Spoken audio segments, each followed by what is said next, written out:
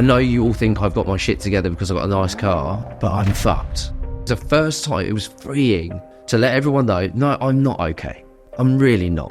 I was too afraid to be honest, really honest with people, to be able to actually call up another man and say, who asked me how I'm feeling, and I'm like, I feel sad, I feel afraid, I feel not good enough. Started a company when I was 18, it was turning over a couple of million. I'd done all the things that everyone told me would make me happy. And even after all of that, I found myself spiritually bankrupt. I compensated it with achieving and drugs. Everybody's in pain right now. When everyone has enough pain, the desire to change becomes necessary. Hence the awakening.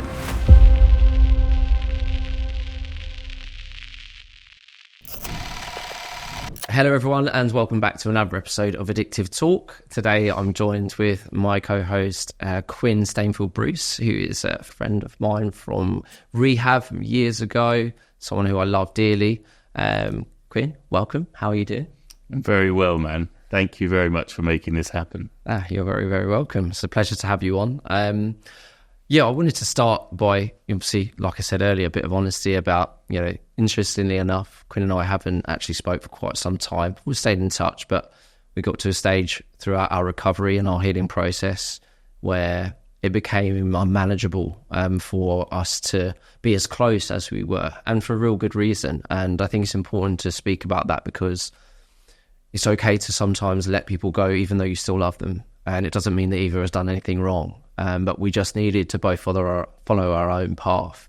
And I'm so grateful that we did find our way back to one another as we have now. So I want to talk to the listeners about what kind of happened in that situation for both of us and how our lives have gone on since then.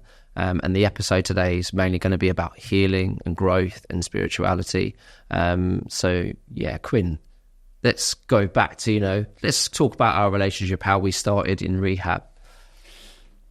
Going back 5 years, it's over 5 years, and we met in rehab, and it was so funny. I mean, I don't know whether that story is totally appropriate about when I was inducted into rehab, and I was when you start, you sort of have to sit down with a doctor for a few hours and go over various different things. And I just remember being in the room with the doctor in this very nice rehab in Notting Hill, and you walking past the door, stopping, looking at me, and then just walking on. And I was just like, okay.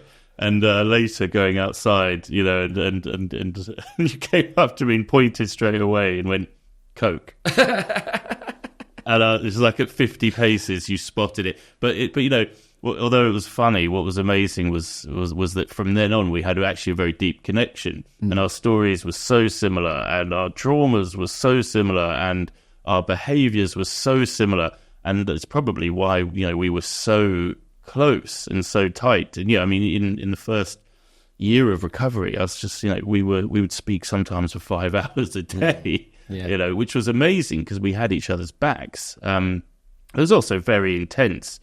And I think, I'm sure you'll go on to it, but we were so close that as we progressed through our recovery and we started healing various behaviors, maybe around romantic relationships or work or money, that we held mirrors up to each other.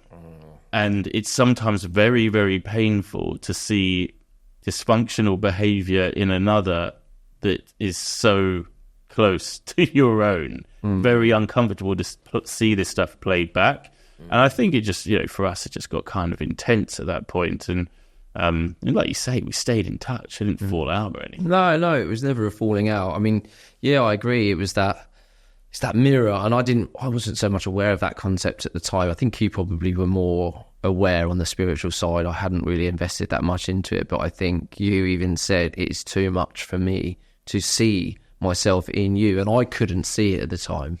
I just didn't care. I was really grateful for our friendship, but at the same time, there was conflict a lot because you were seeing me do the things that you didn't want to do anymore. That you were seeing the parts of yourself that you didn't like, and vice versa. And I was telling you about the things that I knew you were doing wrong, whilst you were doing the same. And basically, all we did was go, "Well, you're doing that fucking wrong. You're doing that fucking wrong," knowing really we actually just talking about ourselves. Because we were both doing the same thing. I was so aware of it. So when you were saying, don't do this, I was so aware that I didn't want to be doing it and couldn't stop myself. So it was almost like doubly painful. Yeah, you know, that and was I think the hard thing. And I'd just sort of gone through that separation and then subsequent divorce, and so things were super heightened, I think, at that point for me. And I did not want to be told. No, I did not want to be told to stop doing what I knew I had to stop doing, and then watch you do it at the same time. To make it even harder, me telling you not to do something that I'm actually doing myself. It's like, who the fuck are you telling? Why are you?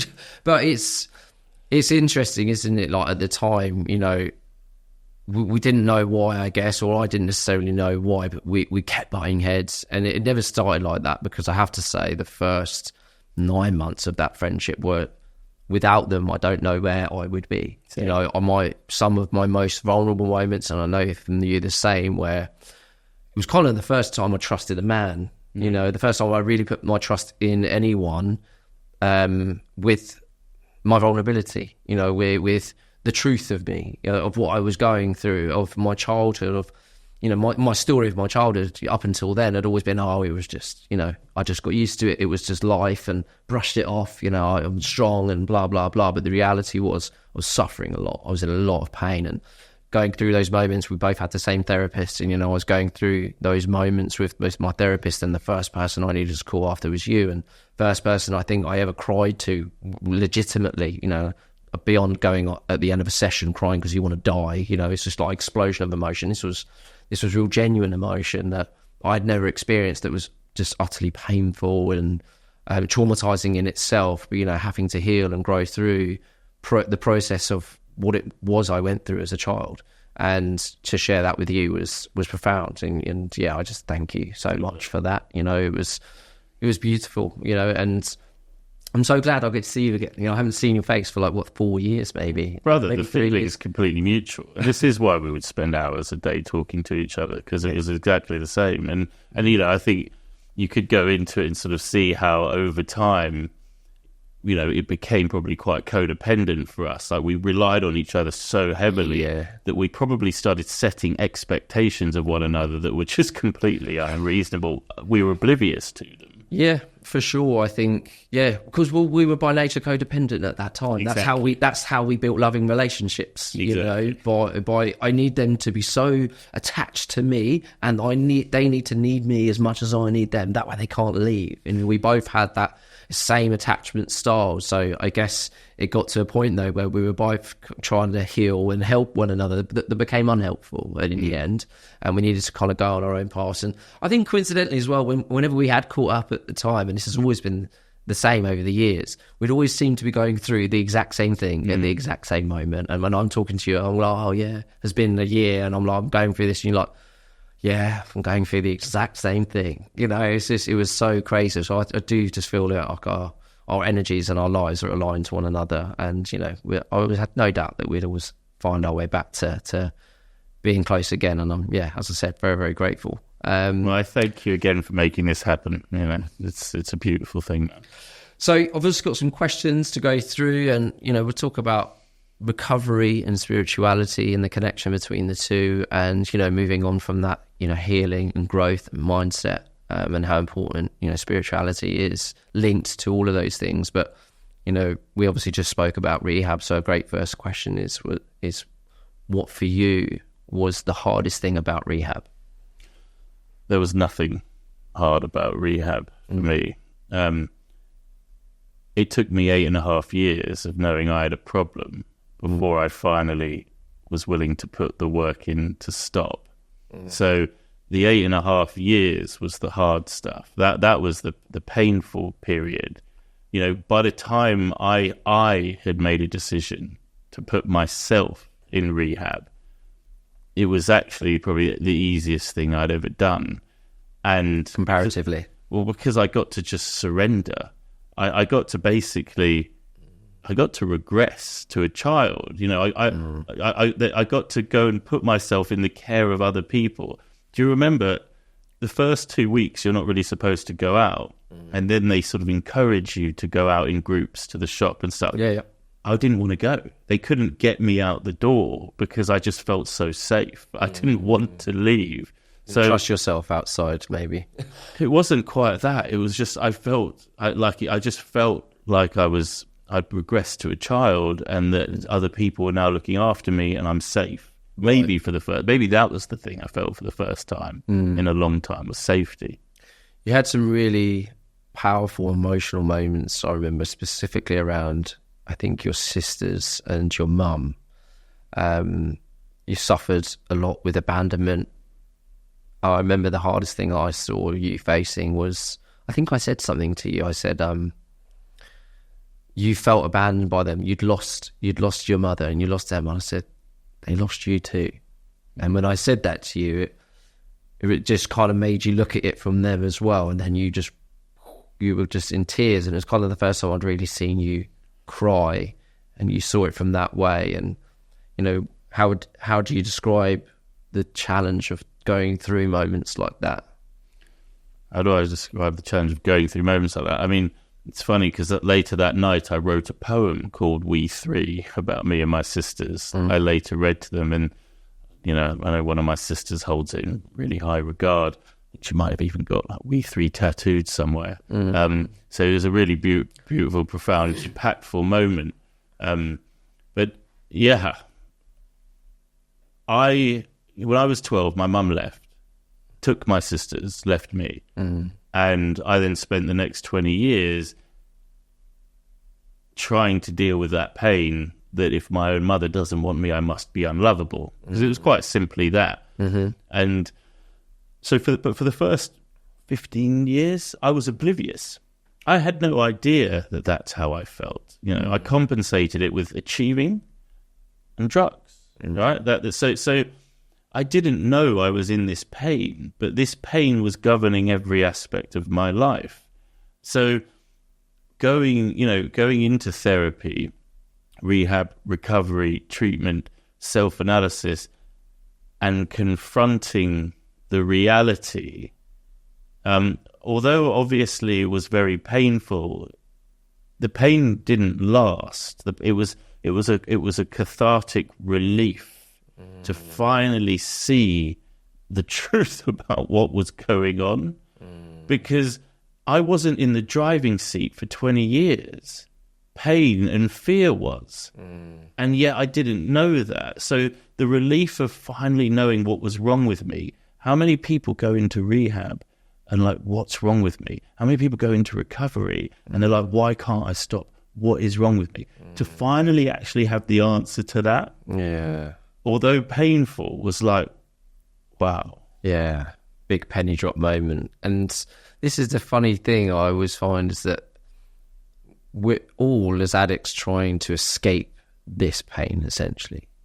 But when you actually face it and you do go through it, it's incomparable to the pain of what active addiction looks like.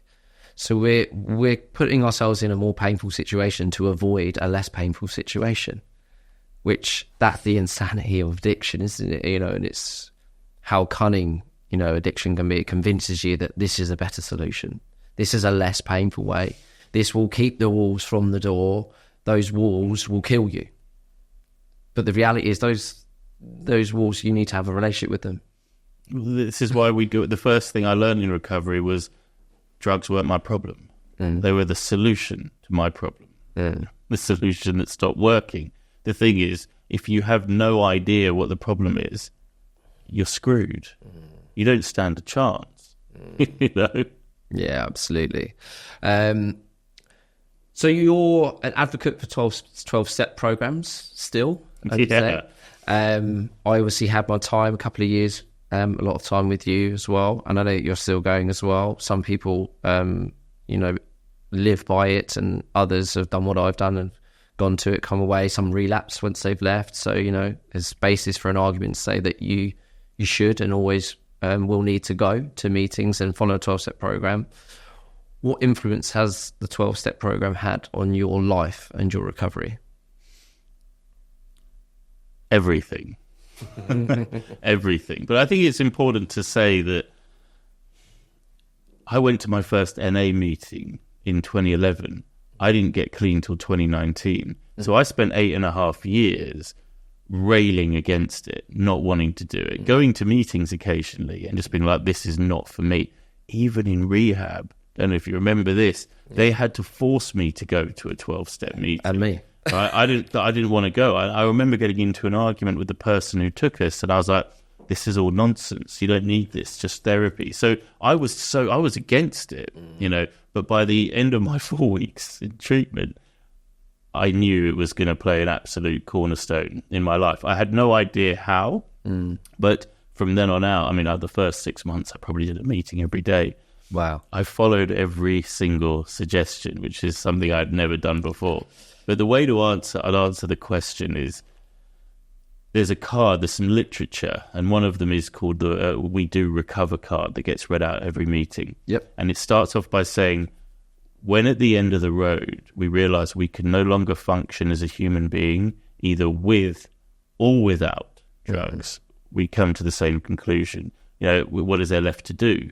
Go on to the bitter end, jails, institutions, and death, or find a new way to live. And this is the thing for me, why I say everything, why 12-step means everything to me, because my best attempt to live, my best attempt at life, I started a company when I was 18, it was turning over a couple of million, working with the biggest brands in the world, right? I was married at 25, living in salubrious North London, driving an Audi. I'd done all the things that everyone told me would make me happy. And even after all of that, I found myself at a place not bankrupt financially, but spiritually bankrupt, where I no longer wanted to live. My best thinking landed me in rehab. So my best attempt had failed. So going into 12-step recovery was me saying, I don't know how to do this, right? So show me how to live. Which for an egomaniac like me, you know, someone who's thrived on arrogance in his early life to try and make himself feel better, to surrender and say, I do not know, help, right, was and still is a major thing. Yeah, it's the surrender, isn't it? I think a lot of us struggle with authority, people telling us what to do, especially with strange relationships with parents or any difficult relationship with a parent.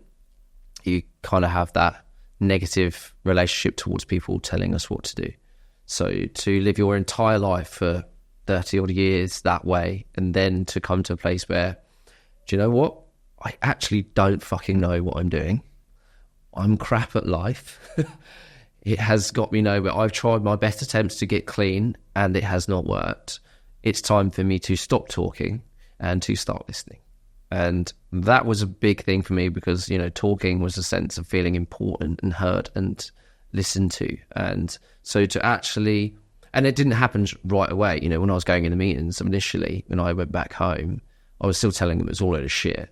My first share consisted of, see, I don't understand why me listening to you ramble on about how shit your life is going to help me get clean.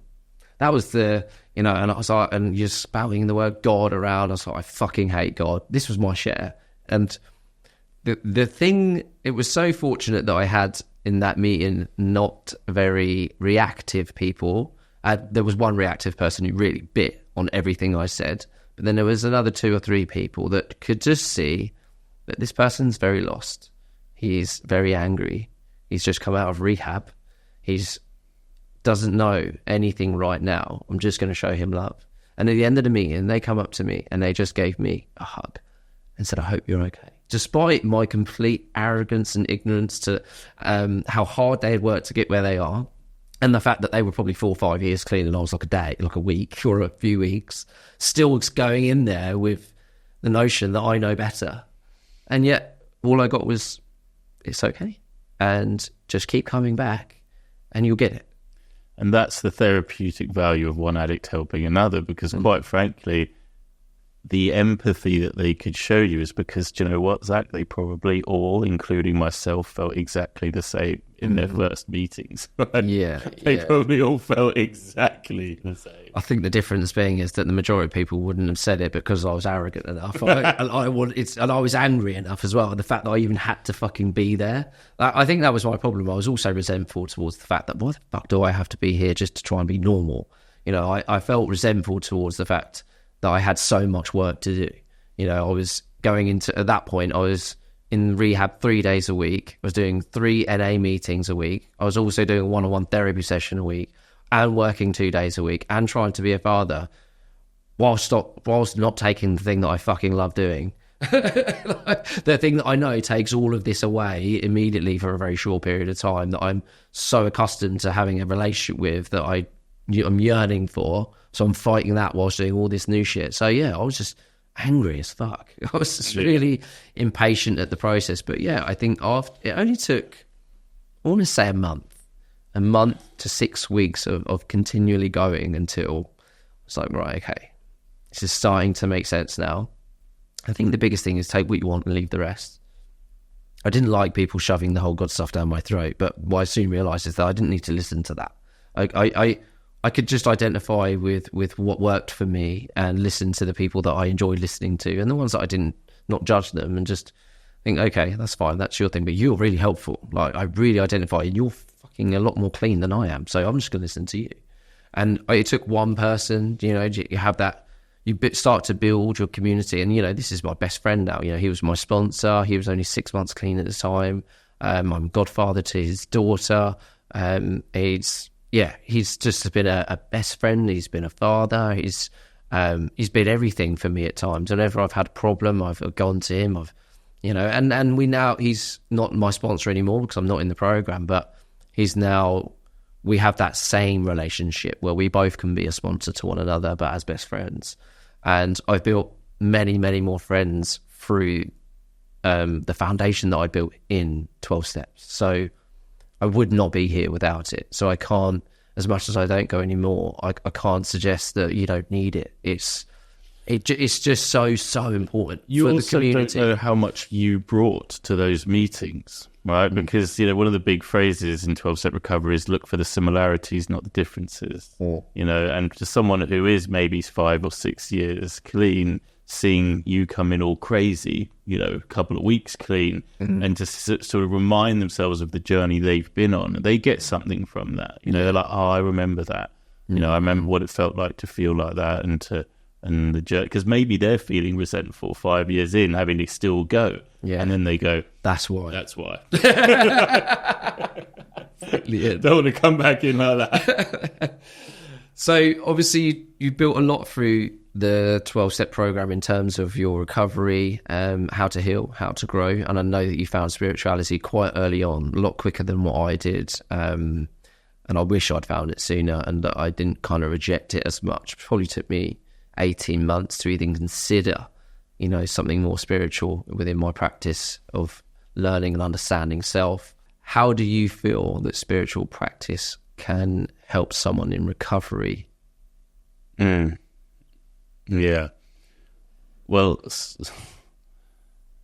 the thing is, spiritual practice is everything in recovery. But let me just take a moment back from that, because I was the same, right?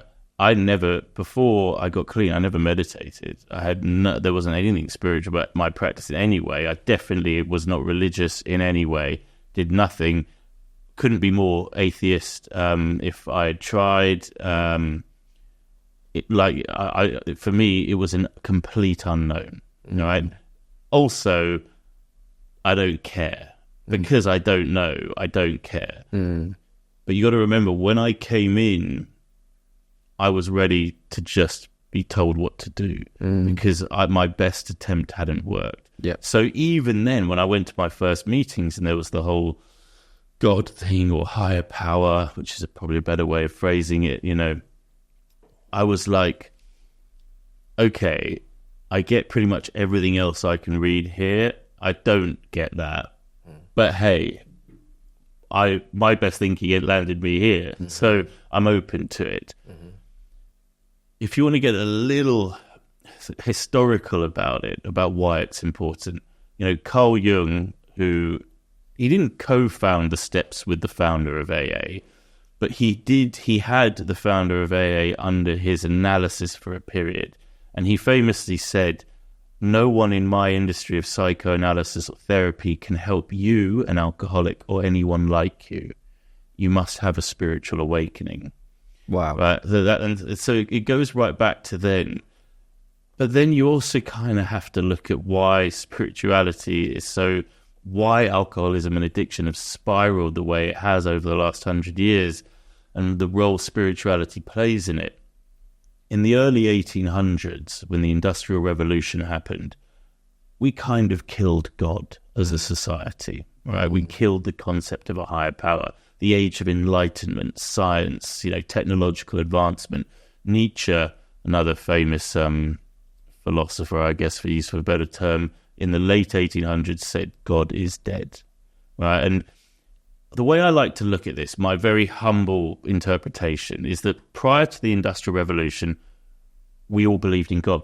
We all believed in heaven and hell. We didn't really argue it. You would, let's say, go right back. You worked in a field, turned up, worked in your field, came home. You believed in God. If you're good, you go to heaven. You're bad, you go to hell. You didn't need to understand it. You didn't really need to question it. You just believed. But when we stopped believing in something bigger than ourselves, who became the higher power, Zach? We did, right? We become the center of the universe, and so that in answer to the question, spirituality for me in its simplest form is the simple shift of perspective that I'm not the center of the universe. It is not all happening to me, around me. Rather, I am a part of the universe. And that subtle shift of thinking and feeling is what spirituality is. And the spiritual growth is pursuing that feeling in its simplicity, because it's changed everything. So what practices do you think that people should start adopting if they're going into their, say, first 6-12 months of recovery, to try and kind of bring down the barriers of what a lot of us will have around God, religion, spirituality? What are the first steps people should probably take based on the experience that you've had? Yes. So I've got to juggle a little hat here between 12-step and just general stuff, because when it comes to 12-step, the easy answer is just do it, right? Surrender. Right? If someone suggests something, even if you don't want to do it, in fact, the more you don't want to do it, that's an indicator. Do it. That's an indicator, right? That you should probably fucking do it. Yeah. But if that's not your path, or you may be sort of dabbling, then I want to sort of maybe be a little bit more gentle with the suggestion. Yeah. When I work with sponsees, meditate is nothing is ever an order. You don't have to do anything. Everything is a suggestion, right? Yep. But strongly suggested. Meditate. Yeah. Right? There is 112 different types of meditation. One of them is going to work for you. Okay? And so meditation is the most important. It probably is still to this day the most important part of my day. I had to wake up early to get on the train to come to the studio today, and I was like, right, 20 minutes on the train, I'll make sure I cover that, because I have to take my son to school. So meditation to this day is the most important thing. But here's the big issue, right? The big obstacle, the barrier. It took you 18 months to start to come around to a concept of spirituality, right? And now you've been practicing for years. If I was to ask you, would you have started earlier if you know what you know now? What's the quick answer? Of course, yes. Of course, right? What has changed in that period of time? Perspective and knowledge. Knowledge, right? And I'm going to just say, so I will use the word experience, right? You have experienced meditation, right? And this is the biggest barrier. It's the biggest barrier to recovery. It's the biggest barrier to spirituality. The biggest barrier to meditation is experience. Because if you haven't physically experienced the effect, then you have no idea what it's going to be like. And if we have no idea what something's going to be like, we like to stay in the comfort of the familiar, even if it's uncomfortable or pure suffering. Why do we stay in addiction for so long? Because we have no idea what recoveries could look like. We have no idea what it would feel like. We're just petrified of not doing what we know, right? So with meditation, it's exactly the same. Meditation is a practice like going to the gym, right? If you were morbidly obese and you said, right, I'm gonna get fit, and you go to the gym once, all right, and then you go, didn't do anything. Didn't work. Not for me. Right? Because it's exactly the same. Yeah, right? it is. Right? But you could go to the gym for a few weeks and you might be like, do you know what? I'm kind of feeling a bit better about things. I've lost a little weight. You go for 6 months, you go for a year, and then you're like, oh my God, things are really changing. Yeah. Fortunately, it's the same with meditation. You have to practice it to experience it. And if you haven't experienced it, you are basically doing something on the basis of faith, because you hope it might do something, and that's a very brave thing to do. You've got to come to a place of having the desire there, haven't you? There has to be a reason for change to be consistent at something. If I always say to people, don't be one of those people who does things for a couple of weeks and says it doesn't work. Do it for a year, then tell me it doesn't work. And that's the difference, isn't it? But in order to have that commitment for a year, there needs to be a flaw in the human design, I feel, but justification. Am I in enough pain for me to commit to doing this for a year? Fuck yes, I am. And sadly, the majority of humanity will only make changes like that and commitments like that when they've suffered enough. A great phrase I heard the other day, which is that change will only happen when the pain of the reality exceeds the difficulty of change. So when someone's life has become so shit, then actually the work that is involved in changing and healing doesn't seem so bad anymore, because this sucks like to fuck. I can't do this anymore. That seems better. Whereas if life's comfortable and okay, the effort required over there, and the fear. But that's why people in recovery, we sometimes call it the gift of desperation. We were given a gift of desperation. I would not have made these life changes had I not backed myself into a corner that I did. Well, you had to. I had because it was either death or this. It was either death or change everything. Right? That's the gift. And it's the same, but it's been the same with my romantic development. If I hadn't gone through the pain, would I have changed things? I don't know. Work or my relationship with money or my career or my vocation. If I hadn't gone through suffering, would I have made the changes? I would like to think so. But unfortunately, to your point, unless it's very painful, radical change is just too risky, too scary. And again, back to spirituality, that's where the faith comes in. Well, it also doesn't have the rewards. If life's comfortable and you're not in as much suffering, then, it might improve things a little bit, but things are okay. But whereas when things are so drastic, the distance between you and over there is far greater in terms of that will change life dramatically. So therefore I will commit to it. It might only change a little bit. So therefore, if it's only changed a little bit, if I'm well and I'm not really unwell and my life isn't unmanageable, then is it really worth the effort? And that's why people probably find it a little bit less, they're less likely to invest in it. Because they don't know.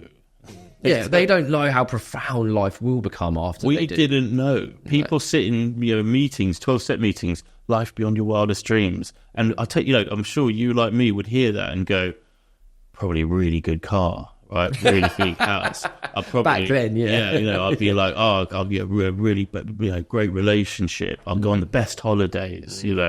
Like that is that's when I was coming to recovery. A life beyond my wildest dreams. The life beyond my wildest dreams today that I have has nothing to do with any of those things. In fact, I probably have less today than I did then.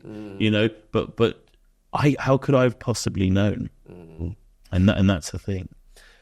So the other question I had is, why do you think there is a huge barrier between us obtaining the knowledge around spirituality now? What has happened in society that's specifically right now, what's presently happening in our world that's keeping us disconnected and almost having a little bit of, oh, you're spiritual. Or people talk about spiritual, oh, I'm not one of those fucking idiots. Do you know what I mean? That's kind of the mentality of the unknown. But obviously people that are aware and in the know about what happens when you kind of dive into spirituality and that practice. But, you know, outside of that, people looking in, there's a lot of fear, as you say, or a rejection or kind of mentality. What's happening today that's creating that? And what can we do, do you think, as a collective to change and to steer ourselves back into spirituality as a whole? Well, I think you're doing a big part of it. You know, standing up on a platform and having the conversation is the biggest thing. And that's something you've always done so well, which is breaking the taboo around addiction or spirituality or the being vulnerable about feelings. And, you know, just being a voice for those things is actually probably one of the biggest ways to do it. There is an awakening happening, right? But I think to your question, what's going on today? Well, to the previous point, people are in pain today. Addiction rates are going through the roof. Alcoholism rates through the roof, right? Mental health declining rapidly. Suicide rates through the roof. Teen suicide rates going up. And now, for the first time, young girls, their suicide rates are creeping up to the levels of the boys. So people are in pain. And if you want to get even, I suppose, a little more less intense, 80% of people around the world want to quit their jobs. That means the things that people are doing with most of their time, they don't want to be doing. People are experiencing burnout at work, all sorts of stress. People are unhappy, right? Why? Well, there's a million reasons, and we don't need to go into all of them. Does things like social media and hyper technology and all of these things play a part? Sure, right? But this has been building for a while. So people are in enough pain to go, all right, what was that weird thing I used to laugh at? Yeah. Because I used to laugh at spirituality. My dad meditated. I used to think it was weird, you know, and I like if some of the stuff I do now, sound baths and, you know, Kundalini yoga and cacao ceremonies and all of these, like I used to, like even 2 years ago, there's stuff I do today that 2 years ago I laughed at. Yeah. Right. Drinking mushroom tea. Yeah. Right? You know, like there's just stuff that, but the pain at the moment is severe enough that people, addicted or otherwise, will go, okay, whatever I've been doing isn't working. So what's the alternative? Oh, he seems okay. Yeah. He seems to have the light on in his eyes. Yeah. What is it that you do? Yeah. You know, and that's where you're carrying a message. Yeah. It's holding those conversations, like you say, being honest and vulnerable, but breaking that taboo around spirituality now, because it is becoming more and more accepted. There is absolutely an awakening happening, and it's beautiful. But do you feel there's an element of prevention happening to stop, as in from, let's say, the powers that be that don't want us to look within? They want us to stay focused on the physical and the material, the things they can control, to keep us distracted from self. To, you know, I feel like the intention around spirituality being that, you know, the fact that we've had that opinion of it, that's kind of our upbringing, that's the life that we've had, we've kind of rejected it. That's come from somewhere. Where? What do you think has happened in our society to create that kind of bubble around it, to make everybody go, ugh? It's a big question. I think we did it to ourselves. I don't think anyone's really got the power to enforce that level of disconnection from yourself. You know, it happened naturally, you think? I think even with the biggest conspiracies in the world, the idea that there was a decision made to disconnect people from spirituality is too fetch. And even if they wanted to, they don't have the power to do that. Only we have the power to do that. And what we did, and again, looking at it historically, we created the empire of things. Yeah. There's a book called The Empire of Things by a historian called Frank Trentman, and that's the empire of today. It's not the British Empire or the American Empire or the the Roman Empire. The empire we have today is an empire of things, an empire of corporations, of consumer products, of trade, of capitalism. And I guess if powers that be have played any part of that, it is in the expedition of needing more to be enough, right? And the more, and the portrayal of, if you are like this, if you have this, then you will be happy. And if you don't have it, then you won't be. And, oh, you're not happy? It's because you don't have this. And that's been going on for decades. Yeah. Social media has turned it up intensely. And I'm pretty aware. I do a lot of meditation and a lot of work on myself. I can get caught doom scrolling for an hour and be like, what the hell just happened? It's like, what just happened? Yeah, they've harnessed validation through social media as like a drug that you can keep taking, likes and comments, and also they've harnessed distraction, to keep you looking that way. But I guess maybe, like you say, it's not an intentional thing from any corporation or powers that be, but they have found a way to keep you buying. They have found a way to keep the pursuit of worth on the external. But we keep buying. This is what I mean. Yeah.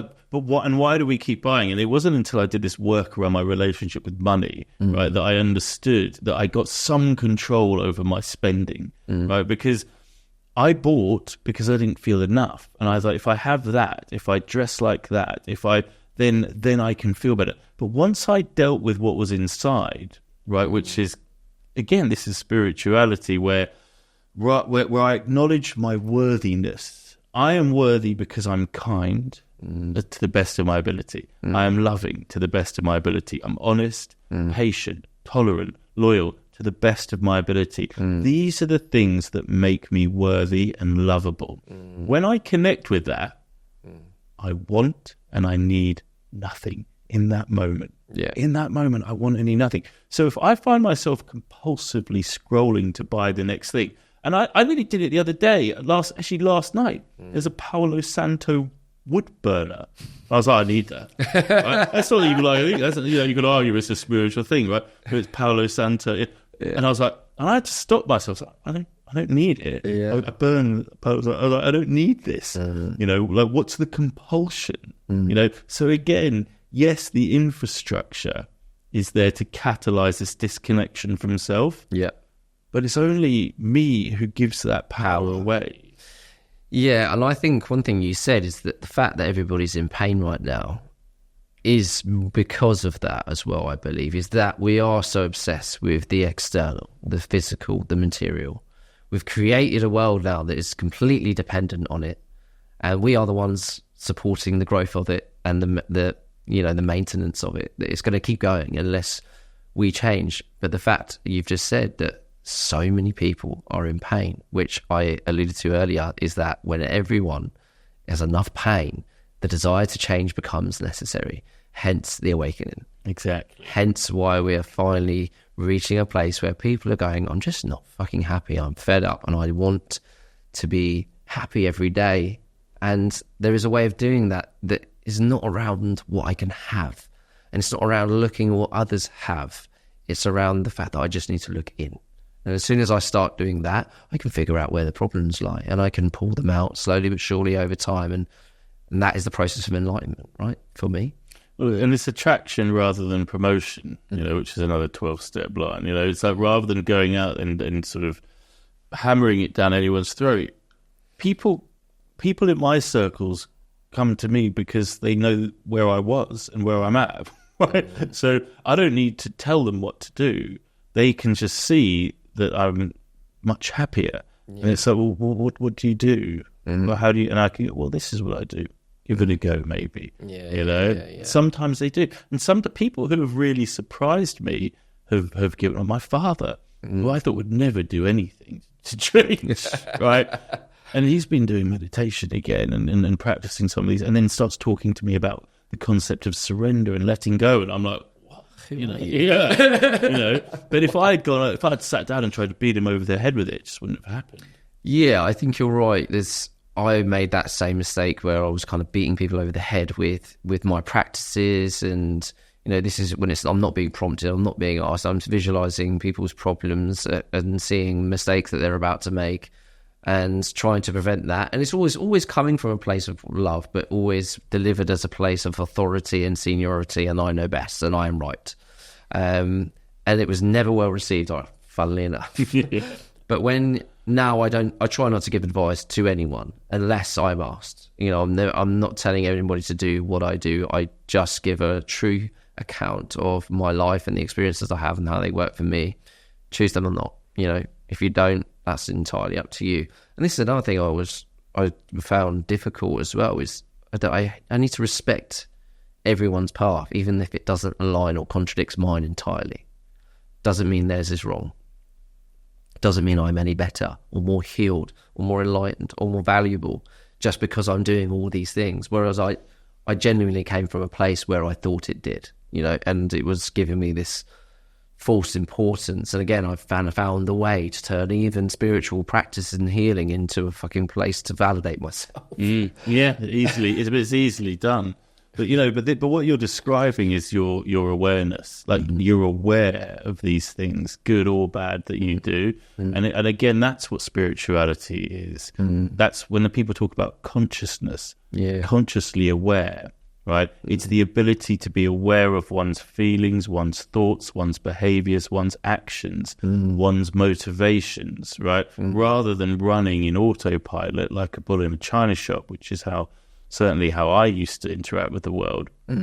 To have that awareness means I don't have to act on feelings, right? Yeah. Nobody's responsible for feelings, but they are responsible for how they act on them, right? So if I know I'm afraid, then I get to not act on that. Yeah. Spirituality, consciousness allows me to have that awareness. Yeah, I just think the more awareness you can create within yourself, like I've just described how I behaved at the time wasn't in my conscious awareness. Do you know what I mean? It was subconscious behavior. I didn't know that this was happening, but I've continued the work. And I'm sure in a year's time, I'll be telling you about something I'm doing right now that I was doing that I didn't know why. But I continue to do work, and I'm just continually evolving.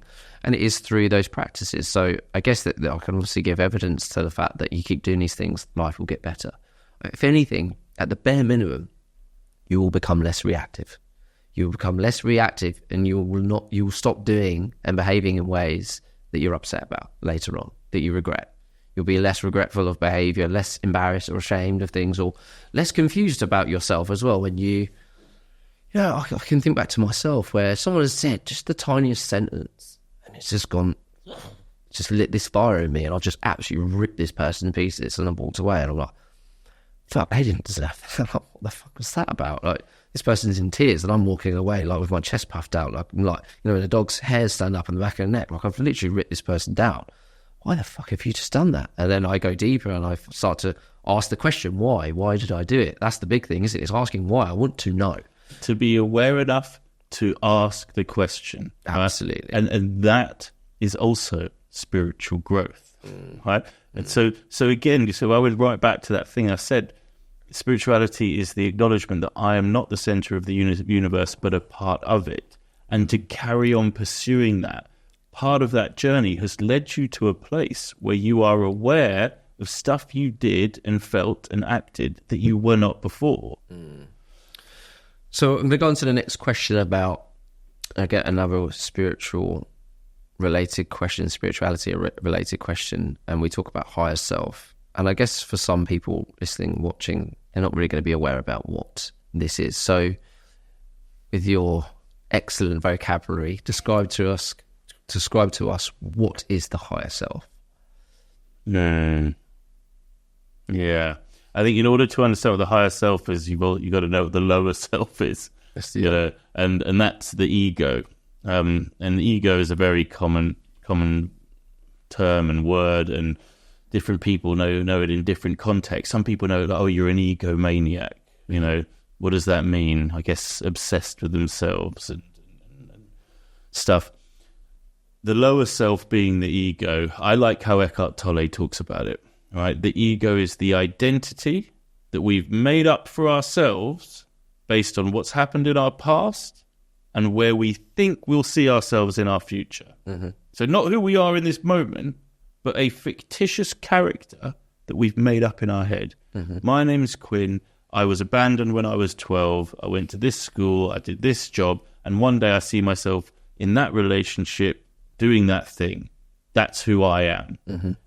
And I now need to protect that character, and I need to control everything to make sure that thing in the future happens, because in my head, I think that's when I'm going to be happy, right? So I need to make that happen and control everything.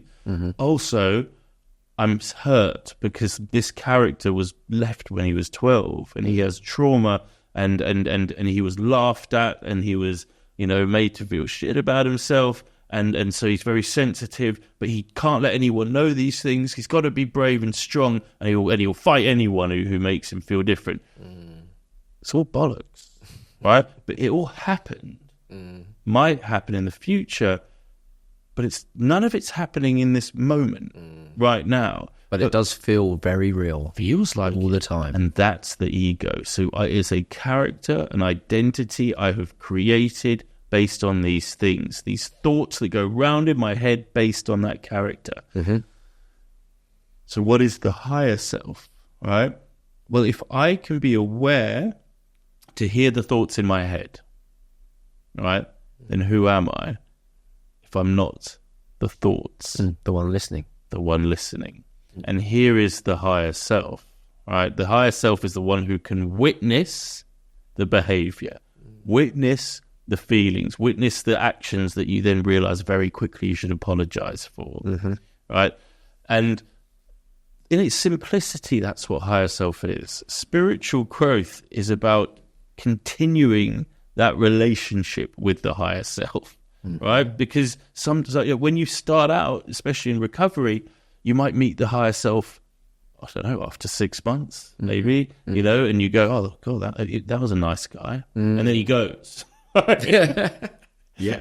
And you're like, where did he go? Actually, I want to be best friends with that person. Absolutely. And it becomes a practice of disconnecting from this ego, right? This character that has not really served us much, right? And actually connecting with the higher self. And the more you connect with the higher self, the more the version of ourselves that we are most proud of, that is loving and kind, right? Yeah. That is not selfish. And when we get to act from that place in the world, really great things happen. And my belief is that the spiritual practices that we continue to do is expanding the wave of which we can communicate and send and receive messages to and from the higher self. Therefore, creating a person that is more of the higher self and less of the ego. And also, once you awaken that higher self and you've built that solid relationship, so that means he's kind of present and available at all times. Doesn't mean he's got constant control, because that would be fantastic, but that's an incredible level of enlightenment. But what it does mean is that you've started the war between ego and self, and you're going to obtain more and more control via the higher self, and the ego's not going to go down without a fight, that's for sure. And it will be challenging, and you will find yourself conflicted, but once that war has begun, you've basically started that awakening process for you to be more of the person that you can only feel pride for on a daily basis. Would you agree with that? I totally agree with it. And people think that, spirituality is a destination. It's not, right? It's a practice. It's a life's work. Yeah. Right? It's a commitment for life. It's never done. Yeah, and it's just about constant improvement. And even in Buddhism, the Buddha said, "Rare is it to be born a human. Rarer still to have heard of enlightenment, and even rarer still to pursue it." Makes no comment on even rarer to actually be enlightened, right? Just even to pursue it, right, is its own, amazing thing. And that's kind of what we're talking about. The amount of things that had to happen in the order of which they did for you to reach the place they are now, it's how rare it is, even to be born, but let alone to be born, to then go through the life that we did that give us enough pain, that put us in a position where we were willing to learn and willing to listen, that then found us looking at ourselves, and then to find spirituality, then to give the commitment to that spirituality and the practice and the energy and the time and the effort and the consistency that goes into that. It just becomes more and more and more and more small and finite, the number and the percentage of people that are willing to do that. And it's actually incredible when you think about it like that. But the difference, the thing that that everyone should be aware of in my mind is that everyone is the same and everyone can do it. There is no requirement. You already are it in order to start this work. There's also never a place of looking down at people who are not. It's just the fact that there is an awareness within the people that have, that the person that hasn't will not have. Again, it doesn't mean that they are here or here. I'd probably say it just means they've stepped onto another path, of which enables them to access and see and hear and feel things differently. Absolutely. Yeah. Here's a weird way of looking at it. For me, it makes perfect sense, but I don't know whether people find it weird or not. We spend our lives in the pursuit of more, right? You know, this is what kind of got us in this situation, was that, we weren't happy, so we thought if we can make that, and it doesn't matter whether someone's got workaholism, right, or they're sex and love addicts. It's always about more, right, needing more. But with spiritual growth, it's the only thing I've found ever, and I'm pretty sure it must be the only thing like this in the universe, where however much of it you have is enough. And the pursuit of more is sort of always welcome. There's no need to have more to feel enough. However much you have is the perfect amount. But you can always go for more. It's that, it's an acceptance around that. Like, I can't always do everything that I want to do on a daily basis. I'll commit to it, and I'd like to say I'm probably consistent 5 or 6 days, but I'm not beating myself up when I don't manage to do everything that I want to do. Like yesterday was the first time I forgot to journal in a while, but I didn't go, "You're a worthless piece of shit, Zach. You didn't journal yesterday." I was just like, oh, okay, I just had a lot on yesterday. That's something that I just noted. And then I meditated again today, but today I only did 5 minutes because I was short of time. Normally I do 10 to 15. I didn't walk away feeling like, oh, that wasn't enough. Because who would have been criticising anyway? I'd only be criticising myself. That's the ego. It's like, you're not good enough. Like, what? I used to be a drug addict. But that's how. But it is. It's like, if you're listening to our heads like that, it's like walking around the house being shouted at by a lunatic. Because I can walk past a mirror and just like my head will go, "Fat cunt," and I'm like, "Oh, hello." Like, it used to be like I was oblivious to this, or I'd be like, "Believe it," but now I just sort of laugh and go, "Oh, that's where I'm at today." Like that's how I'm feeling today. Okay, right, acknowledged. Yeah, I'll let people know. We've obviously touched on people being self-aware. What practices do you think people can take if they're just starting with their spirituality process, but outside of that, physical things like journaling and whatever else, whether it be therapy, what's worked in your life? I mean, I've done most of it, right? But what it all leads to, the path they all those things lead to, it doesn't matter. Whatever works for anyone works for anyone. The goal is honesty. Okay, this is the goal, honesty. I spent my whole life believing that honesty was don't lie, don't steal. And I thought, well, that's what honesty means. Don't lie, don't steal. Don't cheat. They all seem like very obvious things, right? That's what honesty is. But it wasn't until I started working through this stuff, working through the 12-step program, working with my sponsor, working with, conversations and vulnerability with friends like yourself, that I suddenly realized that I didn't know anything about honesty, because I was too afraid to be honest, really honest with people, how I was feeling, to be able to actually call up another man and say, who asked me how I'm feeling. And I'm like, I feel sad, I feel afraid, I feel not good enough, I feel unlovable, right? To be able to, but that's not even, it goes deeper still, right? Honesty, to be truly self-honest, to be aware of how I'm feeling. Think about pre-recovery, early recovery. We didn't know how we were feeling. No. Right? We actually were oblivious to it. I didn't know that I was sad that my mum had abandoned me when I was 12 and I felt unlovable. I mean, what's going on in my head for me to be unaware that I feel that bad? Right? But this is the thing. This is what we do. We suppress. We learn to suppress. Most of this is subconscious. We don't plan on doing it. We just learn to cope with feelings in various dysfunctional ways. So a big part of recovery is the ability to be self-honest. And so for me, the pursuit of self-honesty is again, one of the most important things. Yeah. How honest can I be with myself? Because if I can't be honest with myself, then all bets are off. Because who's in control? If I'm afraid and I don't know about it, I'm going to react with anger. I'm going to react with or I might run away from a situation, like act avoidantly. You know, if I'm afraid and I don't know it, something else is in the driving seat. But if I do know how I'm feeling, I have the chance to say, Zach, I'm feeling afraid today. Just wanted to let you know, because I'm not myself. And you then have a chance to go, I've got you. I'm here. Whatever you need, let me know.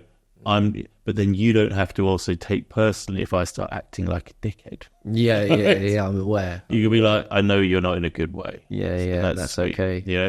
So self-honesty, the practice of self-honesty. So you asked, calling people, building circles of trust, men's circles, building those relationships with friends and other men where I get to share and be held metaphorically, I guess at times physically as well. Meditation allows me to listen to the thoughts, to witness them, to check in with the feelings. To know that you're not them. Right? Yeah. But it gives me, I go, okay, this is where I'm at today. So the honesty is very powerful.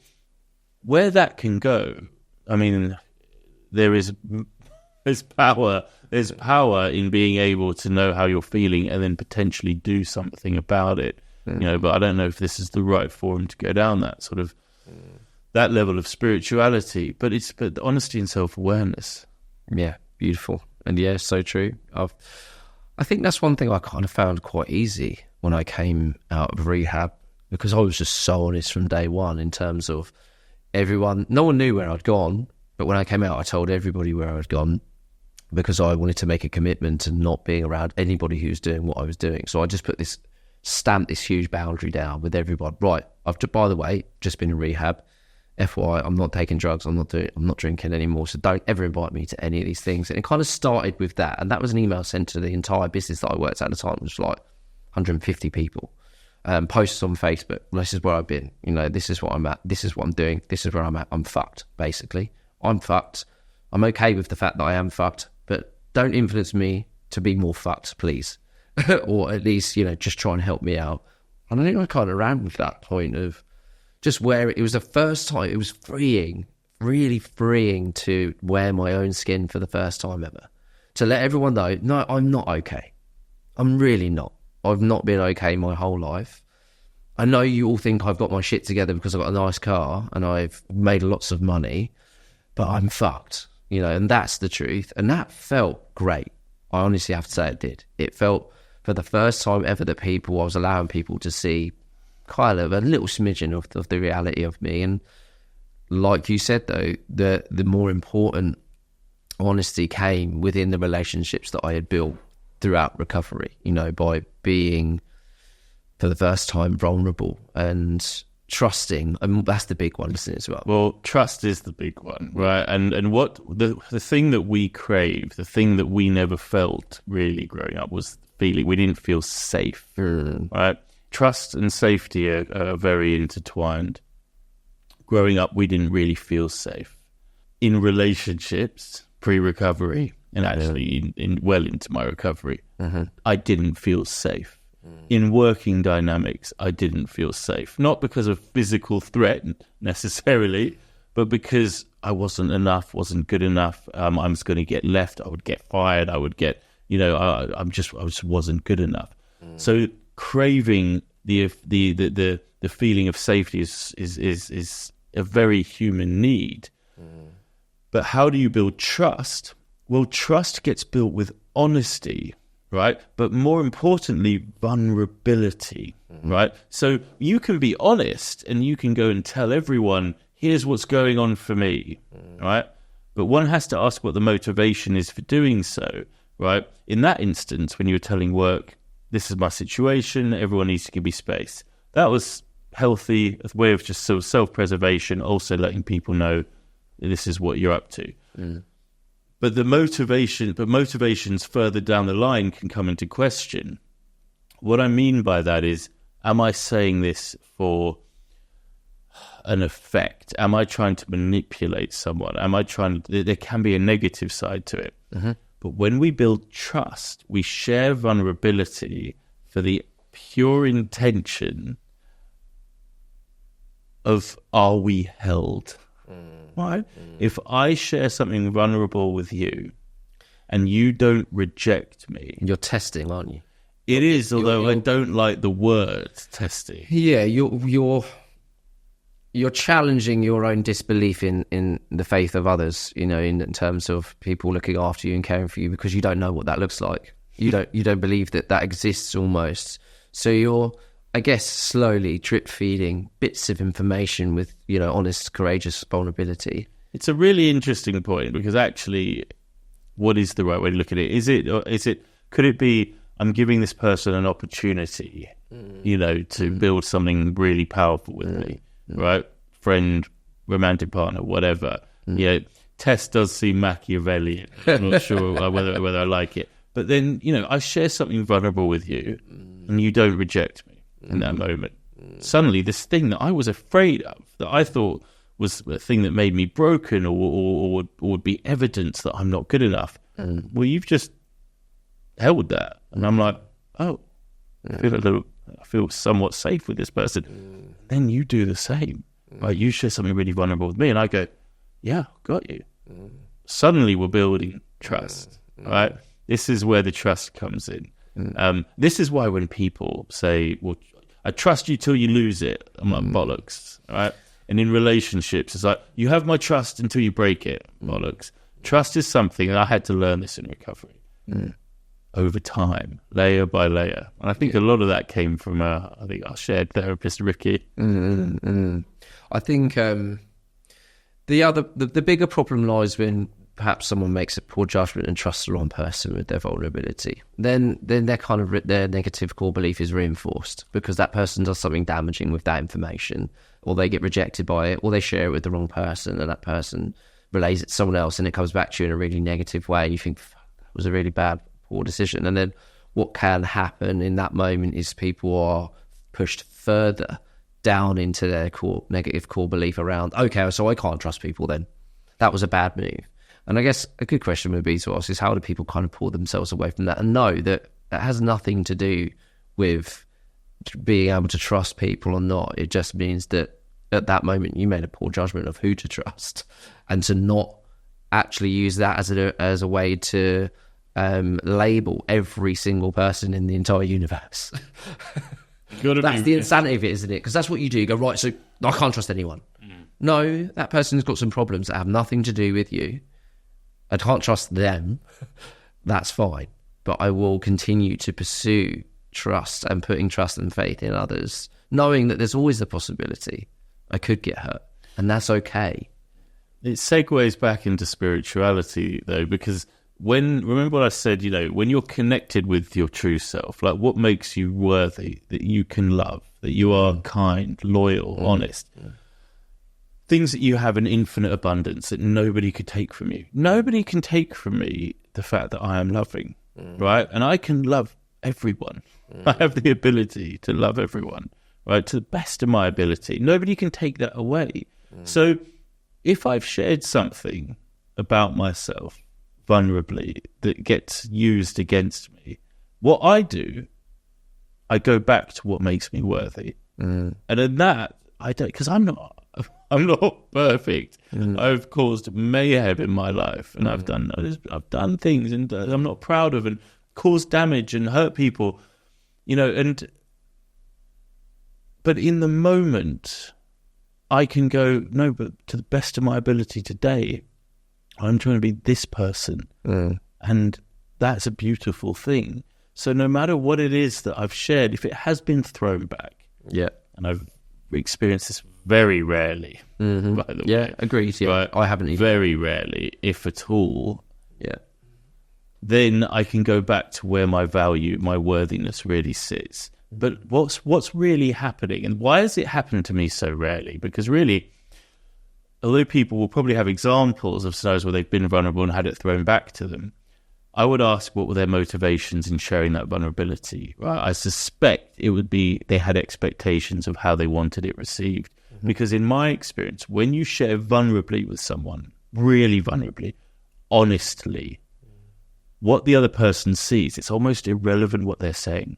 What they're seeing is the human being behind the eyes, right? They are seeing a human being just like them, sharing with them their vulnerability. And it's something kind of magical. It's not, it doesn't matter what the subject matter is. It's like, you have chosen to reveal to me this part of you, and I can not respond to that love with anything but love. I can't. It's just like, that's what my heart says. And that's kind of been my experience. I think there's also an element to it as people are human and make mistakes. I experienced something where I confided in someone with something very light-hearted. It was about the fact that I'd met my fiance, and within a couple of weeks, what I was always like, oh yeah, I'm going to marry this one, I'm going to marry this one. I knew that this was the first time ever that I genuinely knew, I am going to marry this person, because she's finally totally different to anyone I've ever met.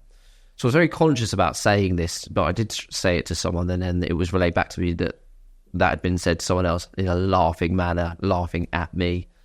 And in that moment, I felt very upset that Why? I guess my ego had kind of taken a batter in there that someone was laughing at me. I didn't like that someone was laughing at me. And also because I know that part of myself. I know how I sound. I know I've said it a million times before. And I didn't want to be perceived as that same person, and so that's why I was very specific. Like, I probably wouldn't have told you, for example, because I know that this person hadn't heard me say those things before. So I felt, oh, okay, I can tell this person. And then to know that it came back the other way, what it did was remind me of that part of myself. But what really hurts, right? Because again, if you were in your place of power where you want and need nothing. No, it was the expectation. I think I put an expectation on that person with that information, and the fact that they deviated from that expectation, that was where for me, that's what caused the problem. At the end of the day, I know this person to be quite loving, quite kind, and would never be malicious, in terms of trying to hurt. So if you know that behind it all, they're loving and kind, and they wish the absolute best for you, right? What really happened? And this is where the self-honesty comes in, right? And trust, it's a life's work, right? There was something revealed to me a few days ago by myself, right? That I was like, oh my God, that's how I've been feeling for the last 2 years. I was like, I'm blown away. I couldn't, the self-honesty, what was really going on in the moment, if you don't mind me being somewhat heavy-handed, will be something along the lines of, in the moment, there was a part of you that knew your own absurdity, right? And you're like, and there'll be a part of you that also maybe didn't want to think about the question that maybe this would be like the other times, right? No matter how unequivocally you felt, no matter what the truth is, and I've met Sarah, she's awesome, right? It's like, but there would have been a part of you in the moment that goes, What if it's true? What if it is like another one? Right? And that is the self-honesty, right? Yeah, I guess as well, the fear around what if I was wrong and what if it did materialise with that, and then they were laughing with justification. Do you know what I mean? And so if you're aware of, let's say hypothetically, we go back to that period of time and you're now aware that that's why you reacted to your friend sharing that news, right? What would you do differently? What would I do differently now? It wouldn't matter. Exactly. It genuinely wouldn't matter. I guess, one, because I know with certainty about the relationship, and it was very early days back then, so I've got a little bit more, well, that's fine. I know. You would just forgive yourself for going, yeah, it's all right to be a little bit nervous about this. Of course, whatever. But yeah, it's, at the time it upset me. This is one thing that I'm probably getting better at as well. I turn to aggression a lot to hide the reality. I feel like my relationship with the ego and the inner child, they kind of have this bigger brother relationship. So the inner child is the one that feels something shit. The ego steps in and goes, well, we can't let you feel that. Yeah. So let's do something bad to create all this distraction so you can feel okay. You don't have to feel this because I know how much that hurts you. Don't worry, I've got you. And it does something really fucking stupid. I like it. Yeah, do you know what I mean? So it has this kind of dynamic. And what my turn to was the ego will go, right, let's smash shit up. Let's puff our chest out. Let's hurt that person. Let's upset them. Let's make them feel like shit to take the heat off of how much hurt you're in because of what they just did. So my response normally, if someone upset me, hurt me, I'll fucking rip you. I'll rip you to pieces. Then I have to probably feel bad. Actually, what I actually do is I can then feel bad about that. I don't have to feel. I can feel bad about how horrible I was to that person, and that's easier. So that you don't have to look at. Because what's the honesty? What are you really feeling? The honesty is that person's reminded me that I don't feel enough. Yeah, because anger is a secondary emotion. Yeah, yes, right? yes. It doesn't exist without fear. The primary emotion would normally be one of my core beliefs. It would have triggered something, whether it is, right, this person doesn't love me, this person doesn't like me, I'm not wanted, I'm not enough. And that would be what he's trying to run from. So that's where the aggression comes in. Whenever I'm angry, again, this is what awareness allows me to do. And it doesn't matter whether I'm irritated or furious. I'm like, okay, what am I afraid of? Like, what's happened that I'm afraid of now? Yeah. So I notice an aggression is a sign for me now. And I do that a lot less. But when this person, I got angry, but they very quickly turned to, I'm really hurt. I'm really upset. I'm really sad. And I started crying. And I was like, so I'm doing more of that now, where I'm removing that anger. I feel I can observe rage a lot more, see it come again. This all comes with the work that you and I both do, where it's almost like I just feel it go, and it just like lights. And what I want to do is the primal smash things up.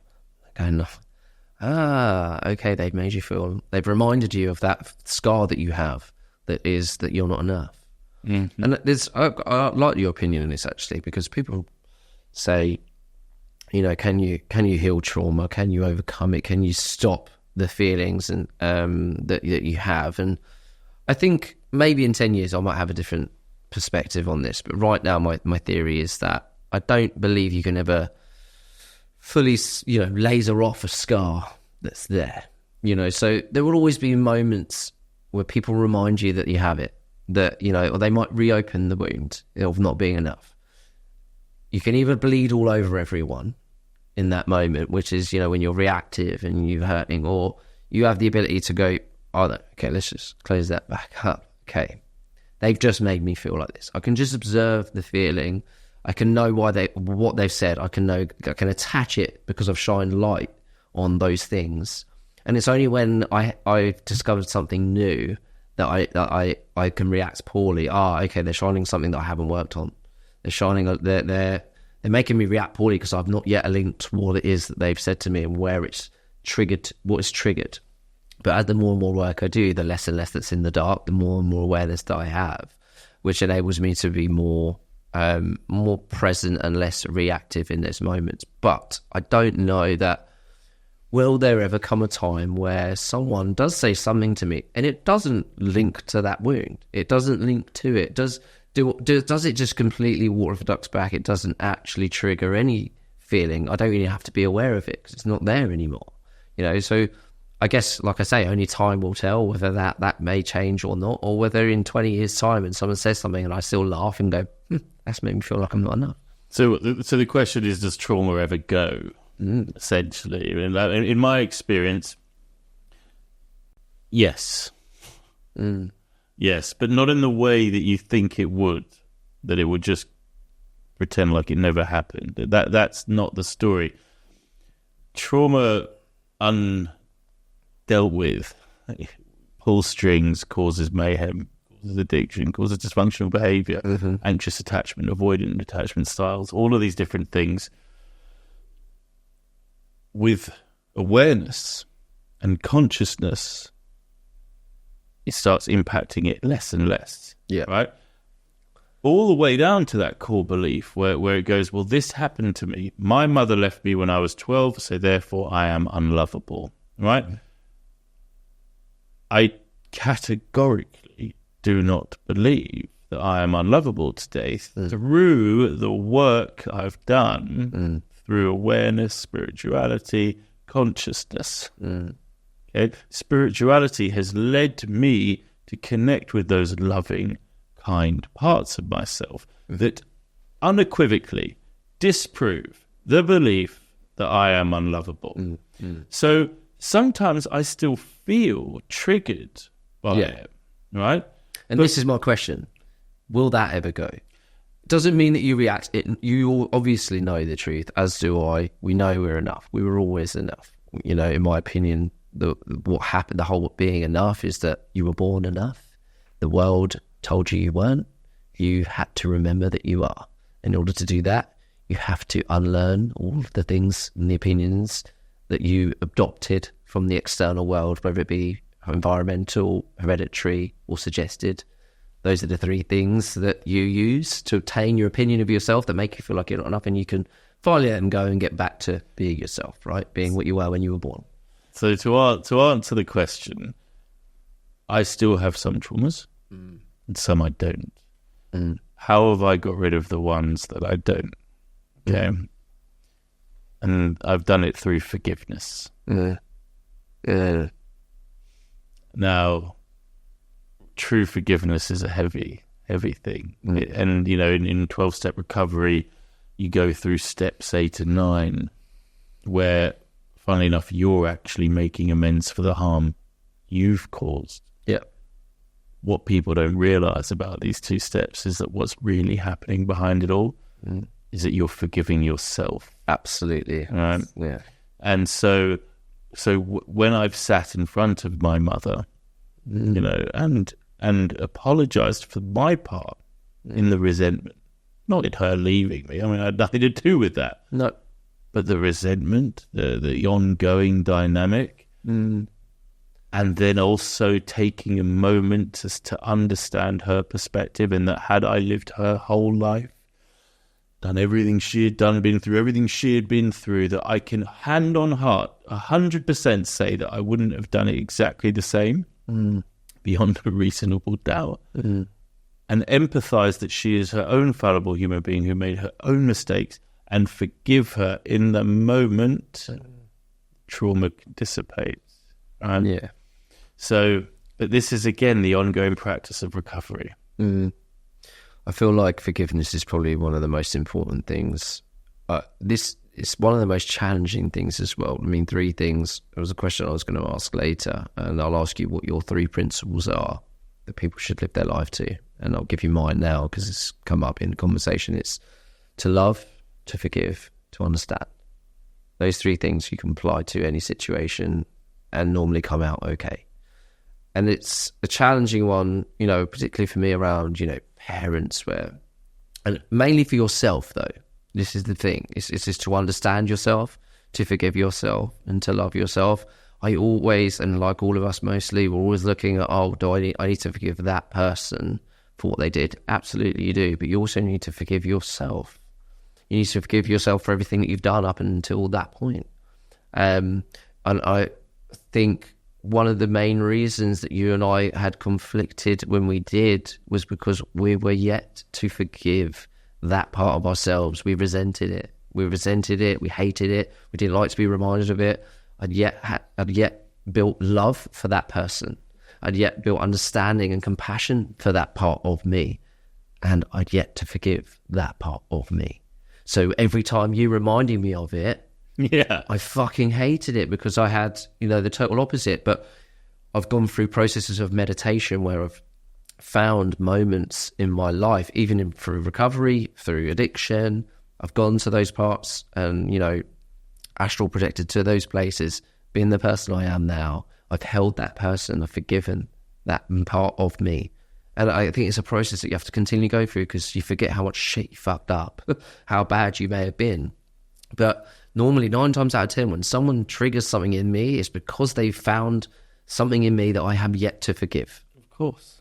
And if we can continue to go through that process of forgiving and loving and understanding each part of ourselves, then when we see it in others, it doesn't hurt so much. So this is why honesty is so important. Because if you can be aware that that's what's going on for you, then you have the chance to not have to act on it, but also to share it with a person, to be able to go, oh my God, this is what's actually happening for me. But you have to, first of all, be honest with yourself about what's going on. And you're absolutely right. That was part of our dichotomy.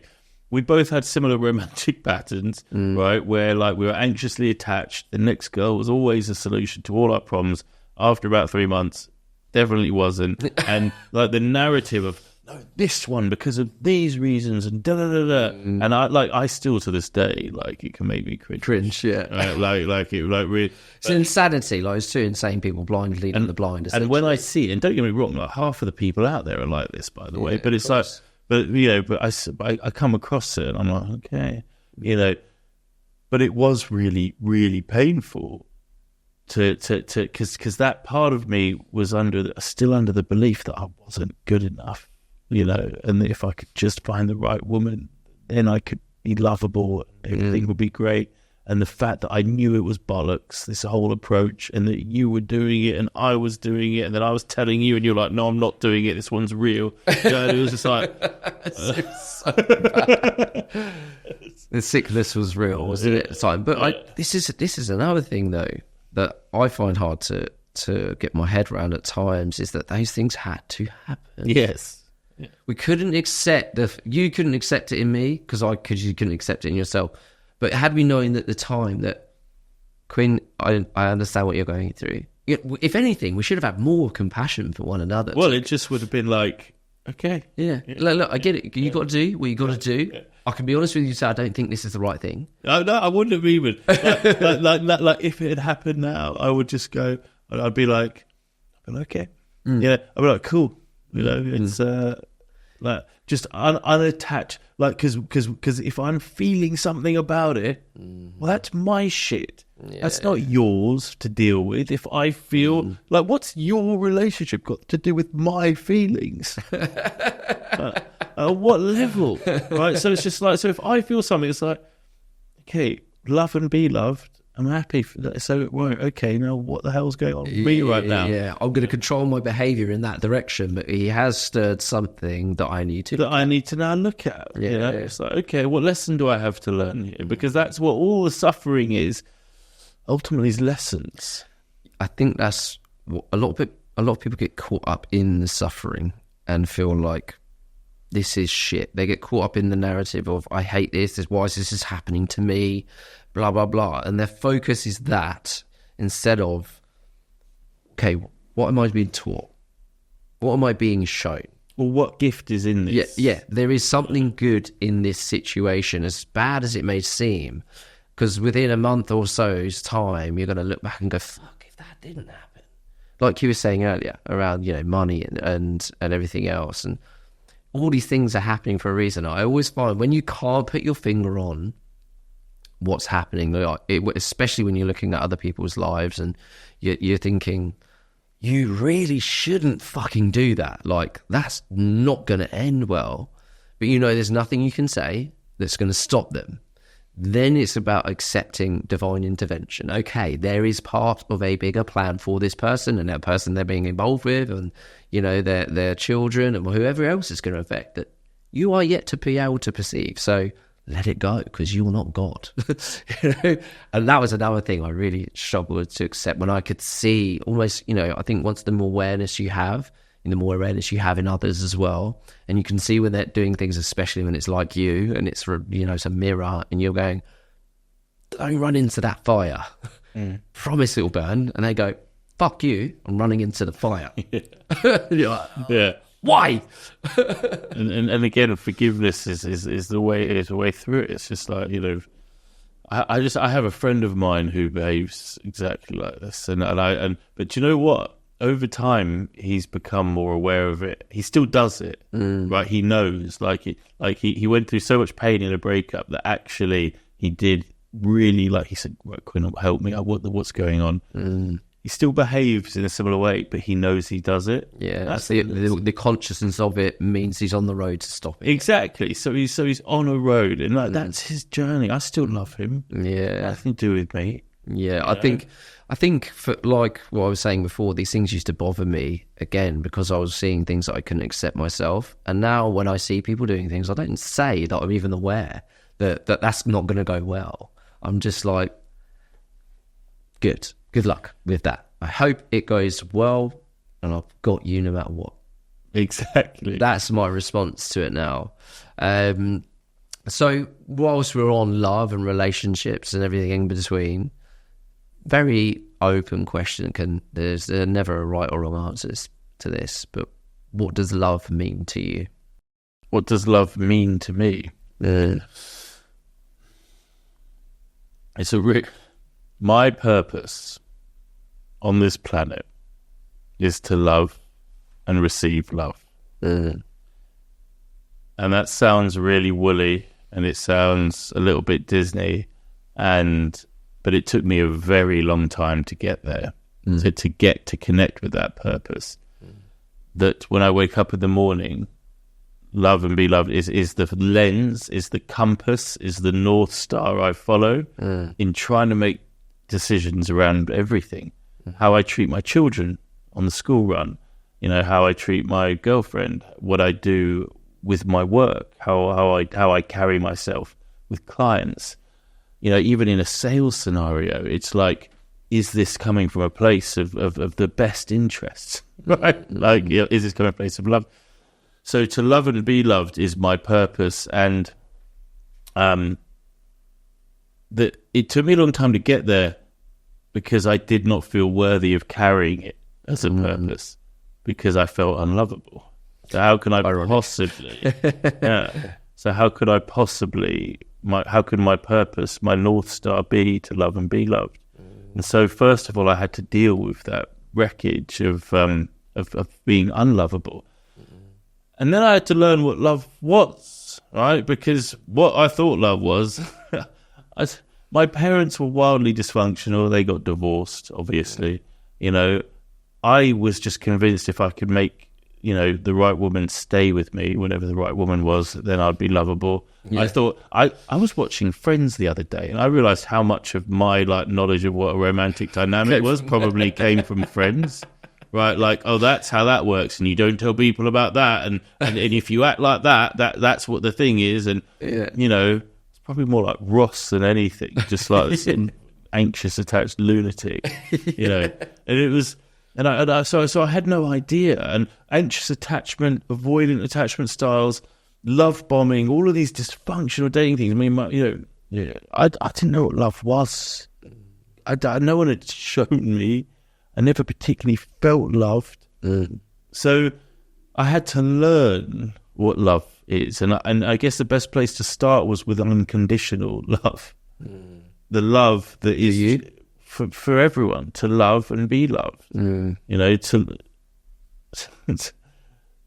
It's a really abstract but very powerful place to sit when you connect with the idea that you just that love everyone. I even think about the news sometimes, and I try and connect with even things that are bad that are happening, and I go, I wish love. It's hard, right? I'm not saying I've I do that.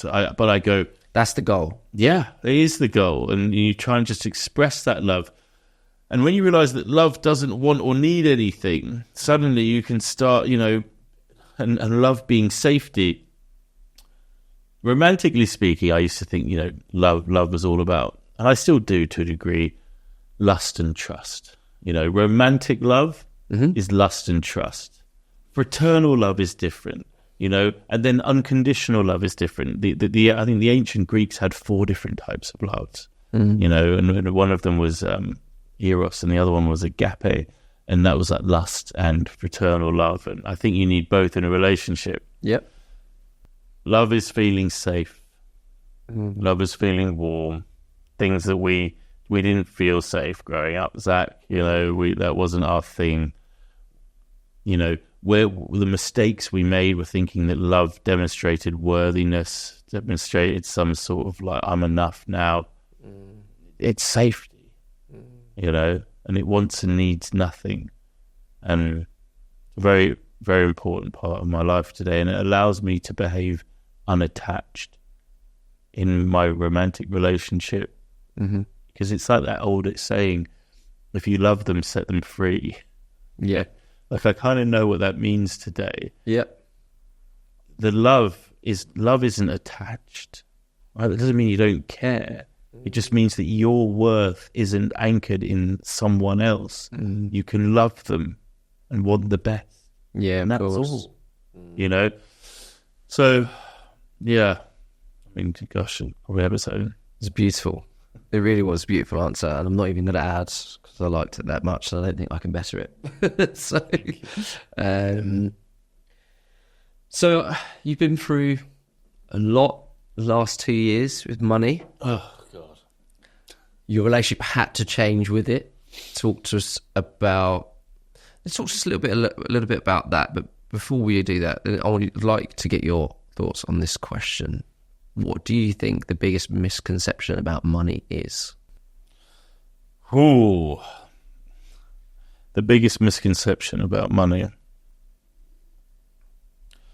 I don't know how to answer that specifically, but I'll answer it with a few thoughts. First of all, it's not real. It's not real. Like Roman days, most people were paid in salt or olive oil, right? That was money. Some islands, it was shells, beads, if you go back before that. Eventually it became metal, copper, brass, blends of them. Later on, it became gold. And then someone had a very clever idea, because carrying around gold was wildly impractical, to make paper money. Right? And they said, well, this paper has value. It has the value of £20 or whatever. I mean, I think you can still see it on a banknote. Well, I've looked at one recently, but it's like, it's like this note equates to this much. If you go to the bank, you can exchange it for the gold, right? That's what the paper was, right? And then the paper becomes money, and now that's not even real, because it's now just like it's ones and zeros. It's like in the bank, online, in the ether, right? In the system, and now it's Bitcoin, which apparently you mine on a computer, like, and so first and foremost, it's bollocks, right? So the actual money, it's not real. Right? That's the thing. And you think about the global debt and everything. It's like it's not it's not real. It's not real. Like it's a thing that we use, right? Yeah. So then what's my learning? I'm not an economist, that's for sure. Right? But my experience of learning about what money is, right? Money is a tool that we use, right? That is a very important tool. Before, if you go right back to the beginning, it was trade, right? It was, I have a cow, you have some chickens. How do we do this? Yeah, we make a deal? I want some eggs, right? And you don't carry all your chickens around, so maybe you can equate with money, or maybe you don't have anything to trade, but you have X amount is worth the same as certain chickens. Let's go right back to that, what the exchange was. The word ceremony derives from the word from cereal, from Roman, because ceremony was about everyone bringing their harvest together and sharing and exchanging. You know, this is a very, like trade and selling is a human thing that we have totally bastardized, right? But actually the exchange and helping one another, it's very beautiful and very human. And it certainly isn't that anymore. So what I thought money was, right? Money was do you know what? When Wolf of Wall Street came out and he was like, fun coupons, I was like, that's what money is. Yeah. Right? Money is fun coupons, right? This is because I feel shit and this is going to make me feel better, right? Yeah. So I can use this for drugs, I can use it for stuff, I can use it to go on holiday, I can use it for whatever. This exists to make me feel better. Same like a credit card. It's a credit card. This exists to make me feel better. Debt or repayments or makes me feel better until it doesn't, right? So you think that's the biggest misconception then? Well, for me personally, the biggest misconception was that I had no idea, and I thought it was just something that I use to make me feel better because it's what I need to buy the things I think I need. Yeah. I need to have a car so that the right girl will fancy me and my friends will think I'm cool, right? Yeah. I need to have those shoes or that top, or I need to live in Hampstead. Otherwise... Oh, that was big for you, wasn't it? Yeah. Like I was looking at leasing a Mercedes because I was like, my car's not good enough for here. You know, I now have totally debunked that by driving a 16-year-old Fiat 500 with 105,000 miles on the clock. I do not give a shit, right? Clearly, right? But God, when it started, I was like, money is the thing that's going to help me not feel worthless and also unlovable, because it was so linked romantically that the right woman won't want me if I can't provide a certain lifestyle. I was so wrong about all of this. Yeah. Right? So wrong. So the last 2 years, 2 years ago when things changed financially and professionally, it's actually when I met my girlfriend, and she didn't like. I said to her, I was like, "I'm a really bad way, actually. This is a bit fucked." She found the fact that I was honest about it sexy. Yeah. Right? I was like, "What?" Yeah. She's like, like that's what she liked. So I met this woman who was not driven by any of these things. Yeah, beautiful. So I guess. I don't know if I've... You have answered the question perfectly well. Why do people think money buys you happiness? People think happiness is pleasure, because money can buy pleasure. Money can buy things. Pleasure is not happiness. Pleasure is finite. Pleasure ends. And it doesn't matter how healthy it is. It could be a round of golf or a skiing holiday. It finishes. Right? It's unsustainable. If your happiness is anchored in having to consistently do something, it will eventually stop working, right? And this is where drugs and alcohol come in, right? Makes me happy until it doesn't, right? But pleasure is not happiness. Pleasure's pleasure. Joy, it brings a bit of joy. Nothing wrong with pleasure, right? But it's not happiness. And this almost loops all the way back to the spirituality. Happiness has to come from within. I heard someone once say, I possess all of the happiness I ever will. Right? There is none outside of me to get. Yeah. Right? I just need to connect with it. And that spirituality. Because happiness isn't a dopamine kick or excitement. It's, like happiness is being content and safe and just We are conditioned to that from even school, aren't you? It's always conditioned to the external, that this will make you happy. The right job. We were taught from year 5 onwards, pretty much at school, that if you don't get a job, you're pretty much useless. You're worthless. Okay, so why? Because you need money. So without it, you're worthless, right? This is the conclusion we come to subconsciously, and we're told for 9 years of our education, and when you're most malleable and adaptable and consuming information about the world, this is what we're instructed. The thing that brought me into rehab was after closing the biggest deal of my life, biggest. And it was anticlimactical. So what the fuck? The realization that money could not make me happy brought me completely to my knees. Yeah, because So funny. It's the same thing that happened with the business when I built it to everything it could. I'd reached the top of the mountain in terms of my success at 23, and I was like, now what? I still fucking feel this shit. Okay, just give me all those drugs, because this didn't work. This hasn't worked. Exactly. And then, do you know what? Should we just smash this up? Yeah, let's do that. So money, even if you think, okay, no, actually having wealth, forget money allowing me to do things that are pleasurable. Having wealth, because that will give me a sense of stability, right?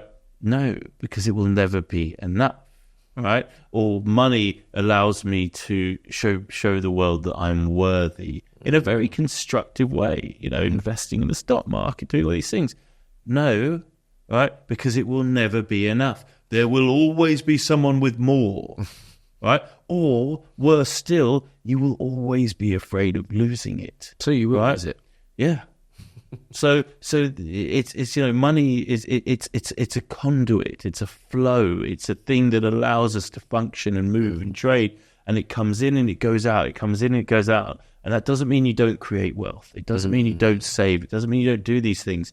But money is about freedom, right? The frequency of money, this is the biggest thing I've learned, is it's about freedom. Not freedom to lie and watch Netflix and do nothing, right? Freedom to pursue your purpose of helping the world or being, for me, love and be loved, the ability to just focus on what I care about, that level of freedom. That I don't have to worry about overheads or bills, that I can focus on what's really important to me. What do you think of this concept that you will never achieve materialistically or financially more than what you feel worthy of? Well, sorry, that's not right. You will never keep what you have not built your worth of. So you can never exceed the level of your worth mentally and spiritually. And if you do manage to do that, you won't keep it, because you basically created the physical higher than the spiritual and mental, and therefore this must go. And again, it's why spirituality is so important. If you're going to build and invest heavily into the physical, you must put an equal amount into the spiritual and the mental, because if you keep that down here and this goes up here, you don't feel worthy of the world that you've just created. So then you just go, and it brings you back down to everything attracts, right? You will attract a romantic match to yourself, right? You will achieve what it is you believe yourself worthy of achieving, And this is, again, being able to understand this stuff, being able to connect with it, that's spirituality. Yeah, perfect. Why do you think intelligent, hardworking people keep failing? Define failing. Okay, so let's give an example. Someone works their ass off, they create something wonderful, and then it all falls apart. And I guess we've just touched on the answer, which is... why is that a problem? Let's say someone's got a goal that they're wanting to achieve a certain amount of wealth, and they keep getting close, and then they lose it all. They get close, and they lose it all. What do you think the problem is? Why? The answer is that it's not aligned to their purpose. Right? People think an outer purpose is an inner purpose. So my purpose is to create the best school for blind children. It's not a purpose, right? That's an outer purpose. It's a goal. Right? What's the inner purpose behind that? I want to help people. I want love. I want to spread love. I want to help. Now, it turns out, for example, using this analogy, that I'm an expert in Braille and teaching children, and actually I could create a school that does that. Outer purpose. Outer purposes change all the time, and you want them to, because otherwise life will be boring. Because there is no arrival. Every goal you achieve is not the end, right? It's just that it's the thing that you're doing until you do the next thing. An inner purpose is a state of being. So love and be loved doesn't change. That's just always like that. The outer purpose, you want it to change. But if people think the outer purpose is the inner purpose, when they get there, they're like, well, what now? Was I supposed to now feel amazing? Was I now supposed to feel enlightened? Was I now supposed to be happy? Right? because they think it's this thing, that this goal to achieve. No, then you go back to the inner purpose and you say, well, where's this compass leading me now? Right?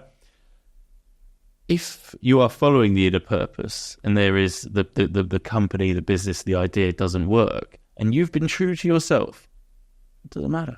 You've just done your best you could. Your intentions were pure. You tried your best. It doesn't matter. So do you think for someone to achieve the ultimate goal, whether it be financial rewards or mental and spiritual, they have to align it to their true purpose? I don't know. But what I do know is that if I'm not aligned to my purpose, there is no arrival. There is no scenario where I reach a goal, whether it be money, property, professionally, that then I'm happy. And there is no one I know in various aspects of wealth or business and various other hierarchies that would say that now they've achieved this, that they're happy. I don't know anyone who would say that, right? In fact, many of them are unhappy because they thought maybe then they would be happy. Do you think perhaps then the question would be are they putting far too much weight and importance on achieving that, and that's the reason that it won't ever happen? Because getting it won't give them what they want. It just won't. I don't know why it would or wouldn't happen, right? But I do know that I do know that the universe won't give you more than you can handle at a certain time. And if the lesson is, like maybe why people, I could see if I wanted to win the lottery, and it's like, well, maybe I'm not ready for that. I remember thinking in addiction, if I could just win the lottery, I'd have been dead in a week. Right? Fact. Yeah, somewhere in South America, dead. Yeah, like not capable of handling that. It's So I guess there's something else that perhaps people can consider is that, okay, I'm not supposed to do this right now. I'm not ready for that level of wealth, and there's lessons perhaps. Okay, I keep repeating the same thing. I'm missing something. If I keep going in the same cycle, I built something and then I failed, and I build it and then I failed. I never get past that. There's something I've missed. So what do you have to navigate those feelings? Awareness. Faith. Okay. Now, faith, it doesn't have to be in Jesus or Buddha or Krishna. Faith, but it has to be in something that isn't you, right? And this is where the universe comes in, because the universe has been doing its thing billions and billions of years without my involvement. And so when I think that I know what the outcome of this thing should be and it doesn't go my way, I don't go, oh, the world's ending, because I don't know. I don't know what's good or bad. The universe doesn't need me to step in and go, it's all right, I've got things. It's like, but when you realise how often we do that, it's insane. The control we exact over situations. I do not know what's good or bad. And it's my favourite parable, which has gone around a lot recently, about the Taoist farmer. This one about when, his horse runs away? Well, I'll say it really quickly, right? It's Taoist farmer, right? He has a beautiful horse on his farm. Neighbour comes over, oh, your horse is wonderful, right? And the farmer goes, maybe, all right? Maybe I'm lucky that I have this horse. The next day the horse runs away. Neighbour comes over, oh, you're so unlucky. Horse has run away. Farmer goes, maybe. The next day the horse returns with 7 wild horses, right? Yeah. And then the neighbour goes, oh, you're so lucky. Yeah. And the farmer goes, maybe. The next day, the farmer's son is training, breaking in one of these horses, falls off, breaks his leg. The neighbour's like, oh, you're so unlucky. Right? The farmer goes, maybe. And the next day, the army come round to conscript young men into the army. The farmer's son has a broken leg, and so they pass him over. The neighbour goes, oh, you're so lucky. The farmer goes, maybe. Now, and so the point being, we do not know what is good or bad. We think we do. right? And we can think based on our experience that to have a lot of money and to be able to do these things and to achieve X, Y, and Z is the right thing. We don't know. What do we know? We know feeling. We know what feels right, what feels good. I'm not talking about pleasure. I'm talking about when we do something kind for someone else. I'm talking about when we do something honest. I'm talking about if the cashier at the supermarket, hands you change for 20 when you've given her 10 quid, and you give that back, right? At least we hope to. We know what it feels like. That we know. So what faith is it, and what spirituality is following that feeling, identifying that feeling, connecting with that feeling, and then following it. Yeah, I agree. 100%. Beautiful again. Last question, and I think we've touched it a little bit.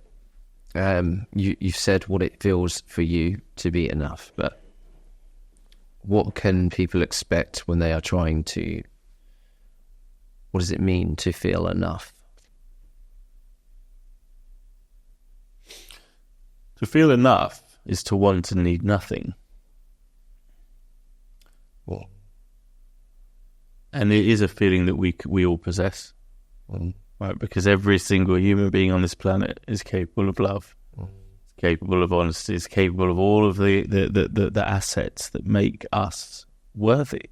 And when you connect with them, the sensation is that you want and need nothing. And that allows you to be the best version of yourself. So without having thought about it too much, that would be my answer. To pursue needing and wanting nothing. Yeah, but not like a monk who just gets rid of everything and moves to a cave in the mountains. To not be dependent. To be unattached. Yeah. Right? Because why are we attached? Because we feel without it we're not enough. And therefore we attach ourselves to things. But when we feel worthy and that we are enough, we are unattached. And then we get to be there and act in service just because. Yeah, no, it's so true. To not be dependent or attached to any one thing, knowing that it doesn't ascertain the value of you, the worth of you, and it comes from within. And what a beautiful one to finish on. Quinn, thank you so much. It's been an absolute pleasure, my friend. Guys, thank you so much for listening and for watching. Don't forget to like and subscribe, and any comments you've got, please let us know your thoughts on any of the topics, and we look forward to hearing from you. Thanks very much.